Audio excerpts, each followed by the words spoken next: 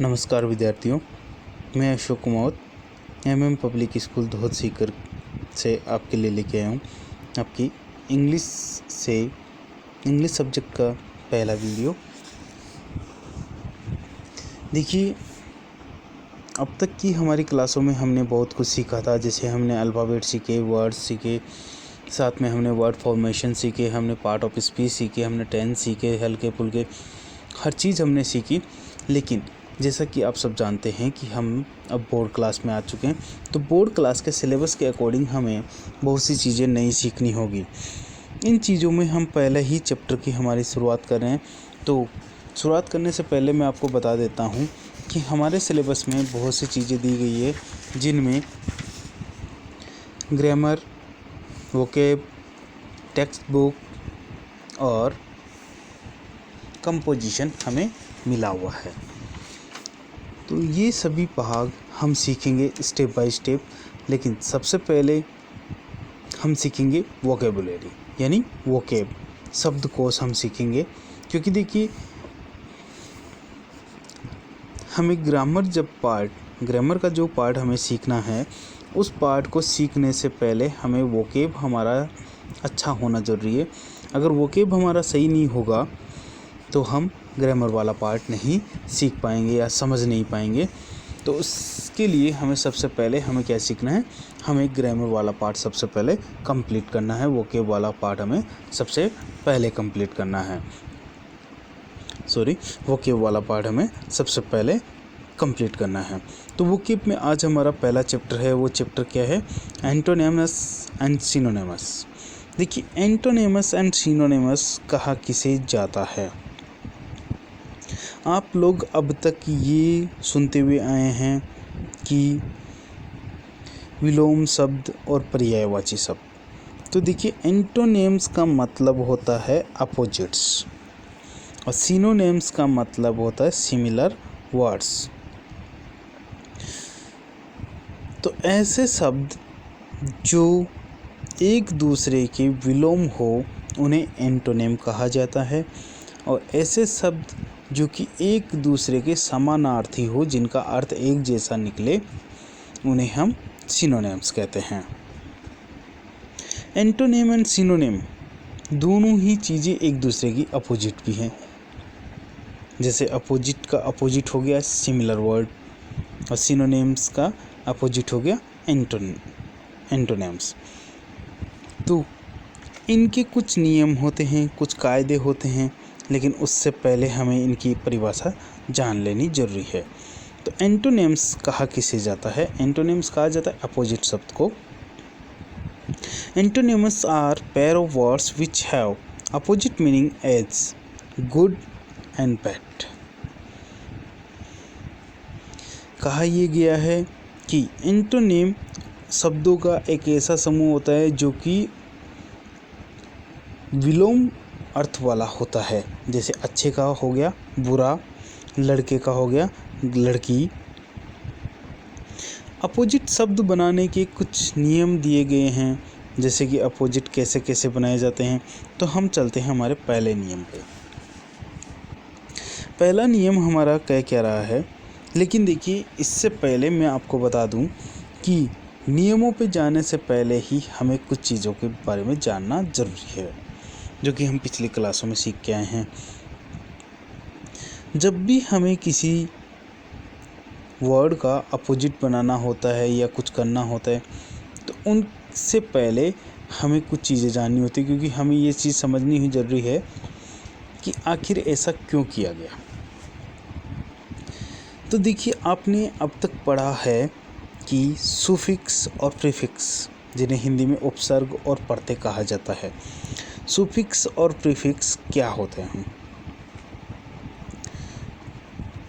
Prefix and suffix क्या होते हैं? देखिए, किसी भी वर्ड में यदि हम कोई दूसरा वर्ड पहले लगा देते हैं, क्या करते हैं? पहले लगाते हैं, जिससे कि उसका अर्थ बदल जाता है। तो यहाँ जो पहले लगाया हुआ शब्द है वो क्या कहलाता है? प्रीफिक्स कहलाता है। और यदि हम किसी वर्ड के पीछे की तरफ कोई शब्द लगाते हैं जिससे कि उसका अर्थ बदल जाता है तो वो क्या कहलाता है? सुफिक्स कहलाता है। जैसे उदाहरण के तौर पे यदि हम देखें तो प्रीफिक्स हम जोड़ रहे हैं। एक शब्द है हमारे पास, वो है काउंट। क्या है? काउंट। काउंट का मतलब क्या होता है? काउंट का मतलब होता है गिनना।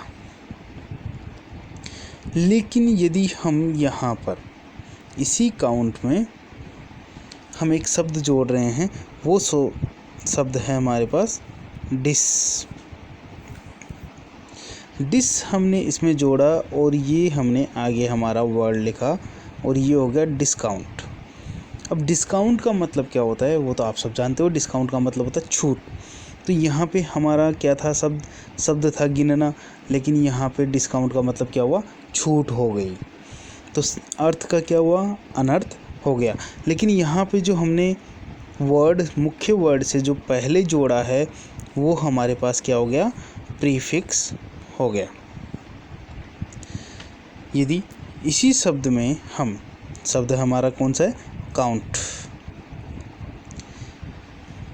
इसी शब्द में हम यदि इसमें हम सुफिक्स लगा दें और सुफिक्स के तौर पे हम यहाँ पे जोड़ दें ing, और हमारा मुख्य शब्द क्या है? मुख्य शब्द है हमारा काउंटिंग। तो हमारा शब्द क्या हो जाएगा?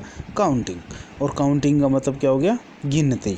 तो हमारा मुख्य शब्द तो था गिनना, और अब हमारे पास जो नया शब्द बना है वो क्या हो गया? गिनते।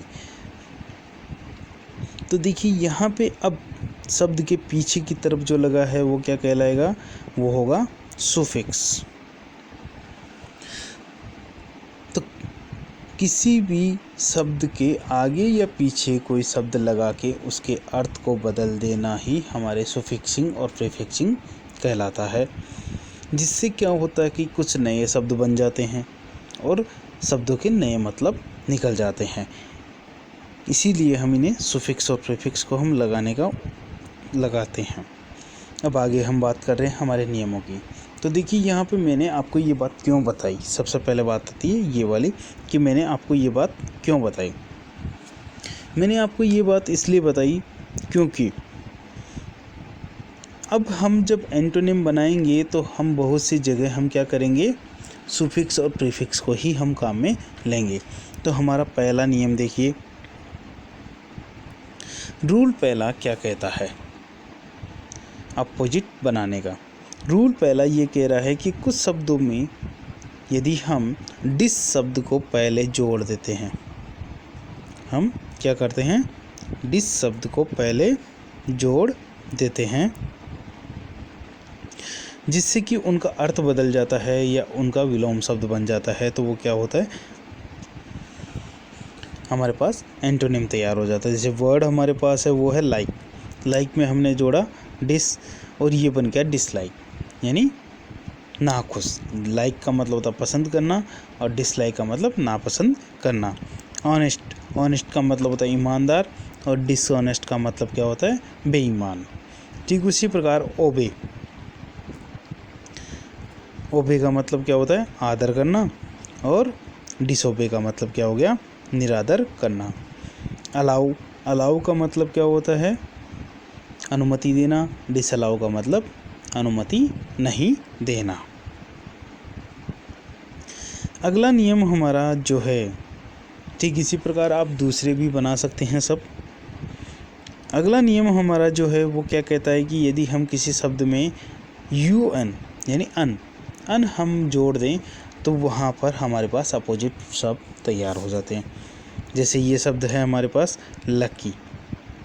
अब लकी में हमने जोड़ दिया अन तो ये हो जाएगा अनलकी।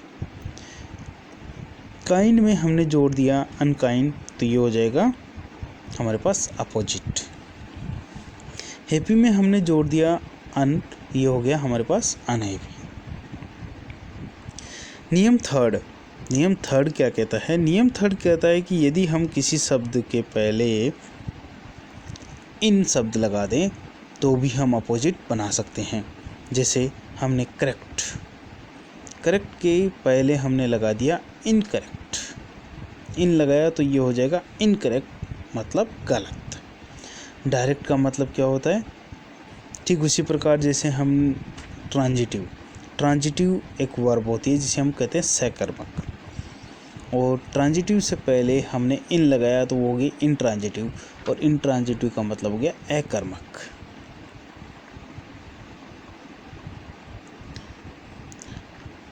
आगे का टॉपिक देखते हैं। आगे नियम क्या कहता है? नियम 4 क्या कह रहा है कि यदि हम किसी शब्द में MIS जोड़ दें तो भी हमारे पास क्या होगा, उसका अपोजिट तैयार हो जाएगा। जैसे यूज में हमने जोड़ दिया MIS और ये हो गया मिसयूज। मतलब यहाँ पे यूज का मतलब होता है उपयोग, मिसयूज का मतलब हो गया किसी चीज़ को व्यर्थ गंवाना। ठीक उसी प्रकार यदि किसी शब्द में हम IR, IL और IM जोड़कर भी इनका अपोजिट बना सकते हैं। जैसे कि रेगुलर में हमने जोड़ा IR तो ये हो गया इर्रेगुलर। रेगुलर का मतलब लगातार, इर्रेगुलर का मतलब छोड़ यानी लगातार कोई कार्य नहीं करना। लीगल में हमने IL जोड़ा और ये हो गया इल्लीगल। ठीक उसी प्रकार प्योर में हमने IM जोड़ा और ये हमने बना दिया इम्प्योर, तो ये भी हमारे पास क्या हुए, अपोजिट हुए। अगला नियम हमारे पास है कि हम क्या करें, कुछ शब्द ऐसे होते हैं जिनके पीछे की तरफ FUL, देखिए FUL जो शब्द है उसका मतलब होता है भरा हुआ। क्या होता है? भरा हुआ। और खाली के लिए हम क्या लेंगे? LESS less. तो यदि किसी शब्द में फुल जुड़ा हुआ है वहाँ पे हम फुल को हटा दें तो ऑटोमेटिकली, और LESS लगा दें लेस, तो ऑटोमेटिकली वो अपोजिट हो जाएगा। जैसे एक शब्द है हमारे पास यूज़फुल। अब यूज़फुल में पीछे की तरफ हमारे पास दिया हुआ है फुल को जब हम हटा देंगे और वहाँ पे हम LESS लगाएंगे तो ये क्या हो जाएगा, यूजलेस। जैसे यूज़फुल का मतलब होता है उपयोगी और यूजलेस का मतलब हो गया बिना उपयोग के। ठीक उसी प्रकार से जैसे केयर है तो केयरफुल में, अब देखिए पहली चीज़ कि एंटोनिम सुफिक्स और प्रीफिक्स में, तो प्रीफिक्स सुफिक्स यहाँ पर पहले से जुड़ा हुआ है। केयर में यहाँ पे फुल एक सुफिक्स जुड़ा हुआ है। केयर का मतलब होता है सावधान, फुल का मतलब होता है सावधानी। और अब यहाँ पे हमने फुल हटाया और लेस लगाया तो क्या हो गया, सावधानी रहित या लापरवाह। ठीक इसी प्रकार से अगला हमारे पास है नियम क्या है कि यदि हम जो प्रीफिक्स हैं उन प्रीफिक्स का अपोजिट प्रीफिक्स हम लगा दें तो भी हमारे पास हमारे पास एंटोनिम तैयार हो जाते हैं। जैसे यहाँ पे हमारे पास जो शब्द है, मुख्य शब्द तो हमारे पास क्या है, साइड, लेकिन इससे पहले दिया गया है वो एक प्रीफिक्स दिया गया है, वो है IN, इन। तो यदि हम इन को हटा दें और इन की जगह हम आउट लगा दें, क्योंकि इन का अपोजिट हो गया आउट, तो यहाँ पे हमारा जो मुख्य शब्द साइड है वो साइड का ऑटोमेटिकली अपोजिट, इनसाइड का ऑटोमेटिकली अपोजिट तैयार हो जाएगा। तो इनसाइड का अपोजिट हमारे पास होता है आउटसाइड। तो आउटसाइड में हमने क्या जोड़ा, इन हटा के आउट जोड़ा। तो यहाँ पे जो है वो प्रीफिक्स हमने प्रीफिक्स ही चेंज किया है।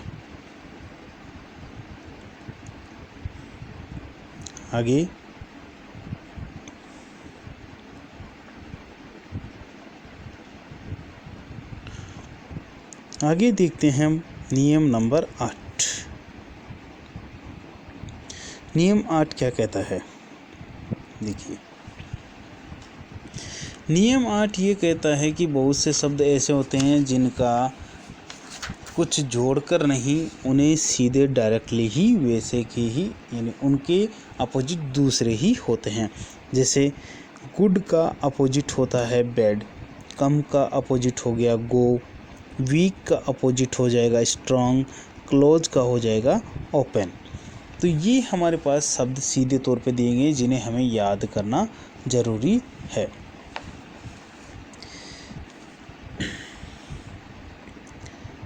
इनकी एक सारणी, एक टेबल हमारे बुक्स में दी गई है। देखिए कोरोना वायरस की वजह से हमारी क्लासें ही मिस हुई है, हमारी स्कूल ही डिस्टर्ब हुई है।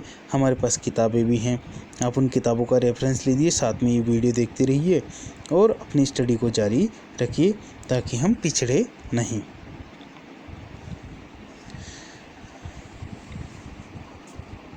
कुछ अन्य नियम भी हैं जो कि हमें फॉलो करने होते हैं। जैसे नियम पहला क्या कहता है, नियम पहला ये कहता है कि द अपोजिट वर्ड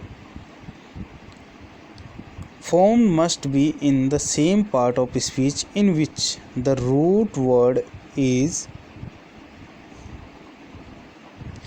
कहने का मतलब ये है कि ये जो नियम है वो नियम क्या कह रहा है कि हमारे पास जो मुख्य शब्द जहाँ पर होता है किसी वाक्य में, और जब हम उसका अपोजिट बना रहे हैं तो हमारा अपोजिट शब्द भी वहीं पर ही आएगा। जैसे यदि हमारे पास कोई शब्द है जो कि जब हम डायरेक्ट इनडायरेक्ट पढ़ेंगे तो ये चीज़ हम देखेंगे कि यदि हमारे पास सब्जेक्ट है तो वो सब्जेक्ट के तौर पे ही आएगा, यदि हमारे पास वो ऑब्जेक्ट है तो वो ऑब्जेक्ट के तौर पे ही आएगा। जैसे वाइज हमारे पास एक एडजेक्टिव के तौर पे है तो फुलिश शब्द हमारे पास कहाँ आएगा, फुलिश हमारे पास एडजेक्टिव में ही आएगा। गो हमारे पास वर्ब में है तो कम हमारे पास अपोजिट उसका कहाँ आएगा, वो वर्ब की जगह ही आएगा।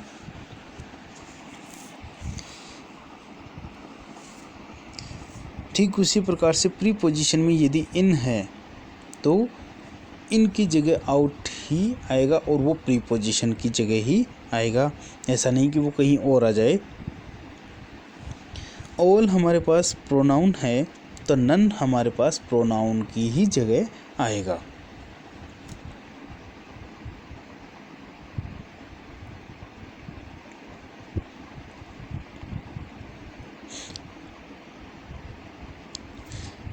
अगला नियम देखिए, अगला नियम क्या कहता है,